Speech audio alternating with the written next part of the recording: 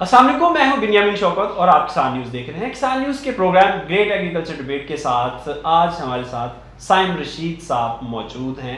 गुज़िश्ता चंद दिनों से आप सुन रहे होंगे कि हर अस्पताल में, हर घर में, हर गली मोहल्ले में गले और नाक के जो मरीज़ हैं उनकी तादाद बढ़ती जा रही है और हालात यहाँ तक आ चुके हैं कि अस्पतालों में डॉक्टर नायाब हो चुके हैं। ऐसे डॉक्टर्स जो नाक और कान का और गले का इलाज करते हैं। वजह सिर्फ ये है कि पाकिस्तान में और ख़ास तौर पर लाहौर में, जो इस वक्त दुनिया का सबसे आलूदा तरीन शहर बन चुका है, कभी बागों का शहर हुआ करता था, यहाँ आलूदगी इतनी है, फ़िज़ाई आलूदगी इतनी है कि सांस लेना भी महाल हो चुका है।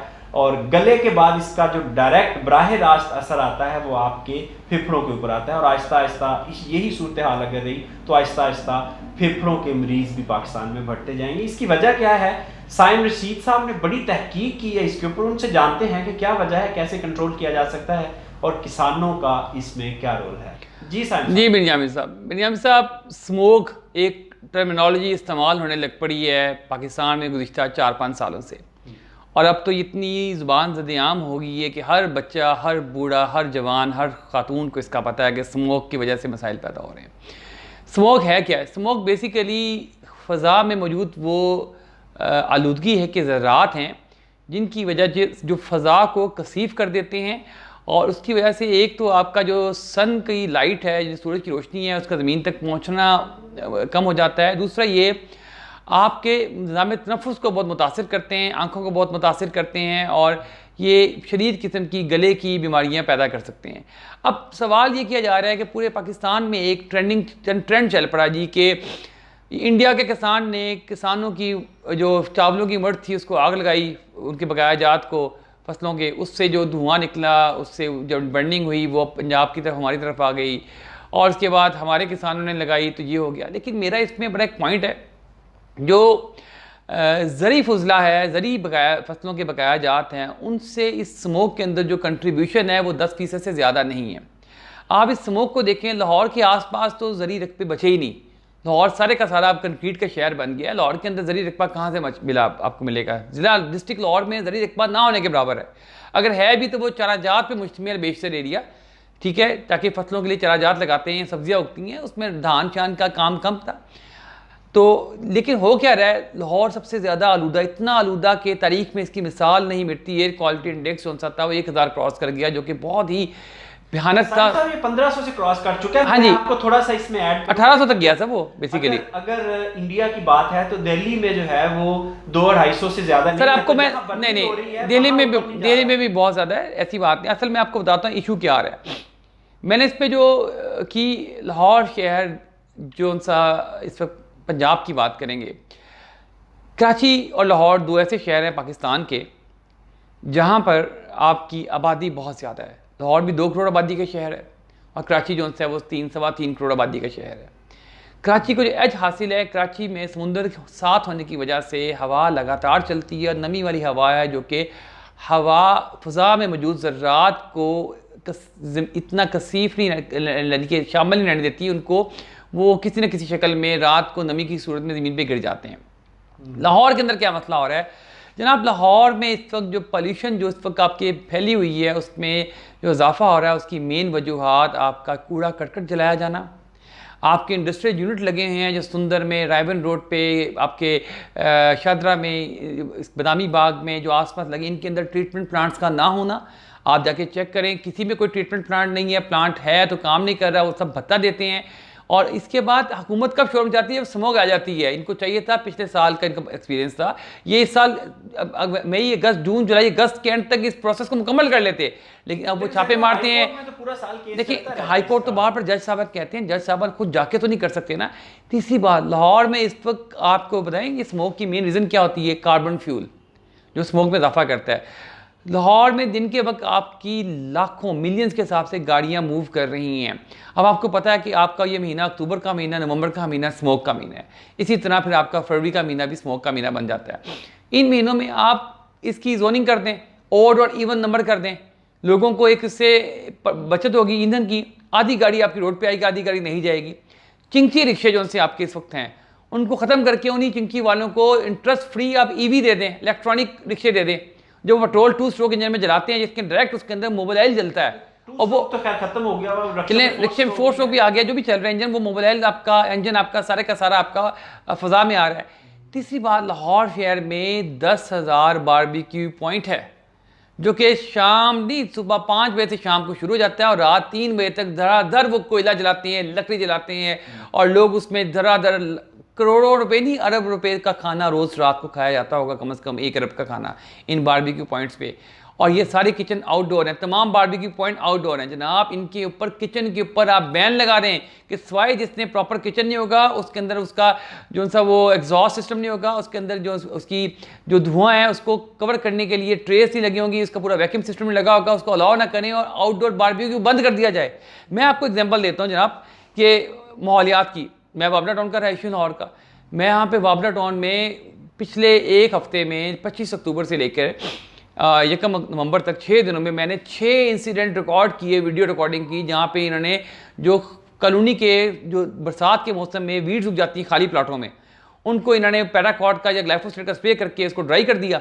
उसके बाद बजाय उधर हल चलाने के उन्होंने वापडा के अपने मुलाजमीन जो कॉलोनी के मानते नहीं हैं, उनका रिकॉर्ड नहीं है लेकिन वही हो सकते हैं, उन्होंने जनाब उसको आग लगा दी। मैंने माहौलियात में कंप्लेन की CM साहिबा के, वहाँ से कंप्लेन नंबर रजिस्टर्ड है, आपसे मैं शेयर करता हूँ। आज उस कंप्लेन को नहीं 1 हफ्ता हो गया, किसी ने कॉल बैक तक नहीं की मुझे। मतलब जो इंपॉर्टेंट बात ये है कि किसी ने, इसके बाद मैंने 15 पे कॉल की, 15 पे कॉल की, वो कहते जी हमारी जॉब नहीं है, आग लगी हुई थी, मैंने कॉल किया कि देखें इस पर कार्रवाई करें, हमारी जॉब नहीं है। ये एक कॉलोनी नहीं है, पूरे लाहौर में ये वाक़यात हो रहे हैं। आप लाहौर के अंदर जो काम करने वाला है वो सबसे बड़ा काम यही है, तमाम बारबेक्यू पॉइंट बंद करें। Number of all electronic public transport electronic जितनी कर सकते हैं उसे करें, ठीक है जी। लोगों को, स्टूडेंट्स को जो बाइक पे भाग जाते हैं, पेट्रोल ज़ाया करते हैं, हर वक्त हर स्टूडेंट इस वक्त आपके लाहौर में इस वक्त 50 लाख से ऊपर बाइक चलती है और हर रोज़ चलती है, उनको आप पब्लिक ट्रांसपोर्ट कार्ड ना के दें। वो अगर देखिएगा कि मेरा डेली का पेट्रोल लगता है 1 लीटर 250 रुपये का, और मुझे पब्लिक ट्रांसपोर्ट कार्ड में 50 रुपये में मैं ट्रैवल कर सकता हूँ जहाँ मर्जी जाऊँ पूरा दिन में, मेट्रो के ऊपर या इसके ऊपर ऑरेंज लाइन पे, तो ये नहीं सर, लॉन्ग टर्म प्लान से बचते नहीं, इसमें कौन सी देर लगेगी। स्टूडेंट्स को बना दें आप, उससे क्या होगा कि आपका बहुत सारा बाइक रोड पे नहीं आएगा, आप इवन आउट सिस्टम कर सकते हैं गाड़ियों का, आप पब्लिक ट्रांसपोर्ट को EV भी लेके जाएं जिससा कर सकते हैं। उसके बाद जो सबसे बड़ी चीज़ है अर्बन फॉरेस्टेशन, आप ऐसे दरख्त लगाएं जो कि आपको मसलन जो से आपके यूकलिप्टस है, एलोवेरा है, आपके स्पाइडर प्लांट्स हैं, इनको जो आपकी डोमेस्टिक आपकी गार्डनिंग है जिसे कहते हैं लॉन गार्डनिंग, या आपकी उसके बाद पाइन्स की मुख्तलिफ वैरायटी, ओक हो गया, और ऐसे ट्रीज जो से सिल्वर बर्च एक नाम से पौधा है वो उसकी बात कर रहा हूँ, वो पौधे जो कि हवा में मौजूद आलूदगी को जज़ब करते हैं। आप 20 लाख पौधे लगा दें और हर साल इसको रखें, मैंडेटरी कर दें कि हर घर के बाहर 5 मरले का घर है वहाँ पे एक सायादार दरख्त लगे जो कि आलूदगी कम करेगा, 10 मरले में 2 लगे हों।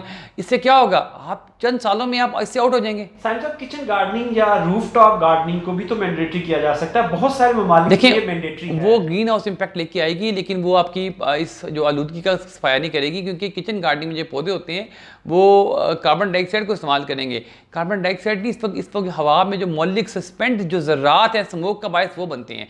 कार्बन डाइऑक्साइड आपके टेम्परेचर को बढ़ा सकती है। सैमसंग वैसे भी ओवरऑल अगर देखा जाए इंटरनेशनल स्टैंडर्ड है कि आपके जो फॉरेस्ट्री है वो किसी भी मुल्क पे कम से कम, मैं हैरान रह गया देख के जनाब, चाहिए हमारे 5% से भी कम है, हमारे 5% नेशनल लेवल। हम लाहौर की किनाल रोड पे घूमते हैं, हम कहते हैं बहुत दरख्त है, बहुत दरख्त है, वो तो हाई कोर्ट ने उनको प्रिजर्व किया हुआ है, बाकी तो आपने सारा कंक्रीट का जाल बिछा दिए।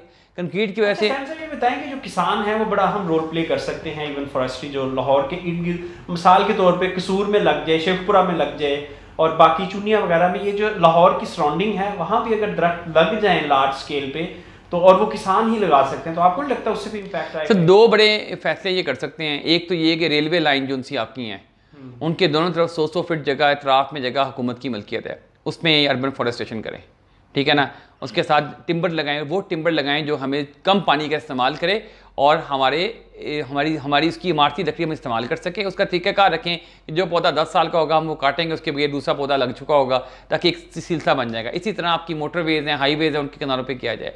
इसी तरह फार्मर को जो आपकी एग्रो फॉरेस्ट्री है उसके लिए अब अगर आपने फंड देने हैं तो एग्रो फॉरेस्ट्री में दें, कि जो फार्मर 1 एकड़ रकबा अपना टिम्बर में या एग्रो फॉरेस्ट्री में कन्वर्ट करेगा उसको हम फलां बेनिफिट देंगे, फलां उसको उस पर हम पैकेज देंगे। तो बड़ा माइनर सा ऑलरेडी दे भी रही है गवर्नमेंट, लेकिन ये बताएंगे ये जो इकदाम हैं फॉरेस्ट्री इंक्रीज करने के, ये क्यों नहीं किए गए? बाकी मतलब आना जाना सारा, देखिए आप ये क्यों नहीं किए गए? ये इमरजेंसी क्यों नहीं नाफिज की गई? इमरजेंसी ये कि हमारी हुकूमतें जो सी आती हैं वो सारी की सारी जैसी आती हैं, सियासी उतार चढ़ाव इतना ज़्यादा होता है, तगैर इतने ज़्यादा होते हैं कि हुकूमतें भी पॉलिश करने पर यकीन रखती हैं कि आवाम को वो चीज़ दिखाए जो फटाफट नज़र आ जाए।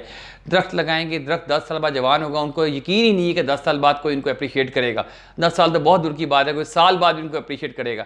तो ये अगर इस बात का, हमारी कौम भी इस बात का ख्याल रखे कि हमें अप्रिशिएट करना चाहिए, हमें इस बात पे ना जाएं हुकूमतों का काम अप्रिसिएशन लेना नहीं होता। हुकूमतों का काम आवाम के लिए तवील मुद्दती मंसूबों को तकमील तक पहुंचाना, उनको शुरू करना होता है, जिसके बेनिफिट नस्लों के लिए होते हैं। साहब देखिए ना, 10 साल तो हो गए हैं ये स्मोक को, और अगर उस वक्त लगे होते दरख्त तो आज ये सिनेरियो ना होता। देखिए मैं आपकी इत्तला की बात करूँ, माहौलियाती आलूदगी जिसे कह सकते हैं वो खाली स्मोक नहीं है। अब ये अगर किसानों पे बात डालते हैं तो रहीम जार खान, राजनपुर, भावलपुर जैसे शहर जहाँ पे रकबे बहुत बड़े हैं किसानों के, वो ज़्यादा माहौलियाती आलूदा होने चाहिए थे, वहाँ तो आलूदगी है ही नहीं। इसका मतलब है कि ये परसेंटेज बहुत कम है। बेसिकली कार्बन फ्यूल है, और ये जो कोयला आप जला रहे हैं बारबेक्यूज़ में, ये असल मेन रीज़न है। और ट्रैफिक मेन रीज़न है, इस पर काबू पाएँ, इसके लिए कर दें।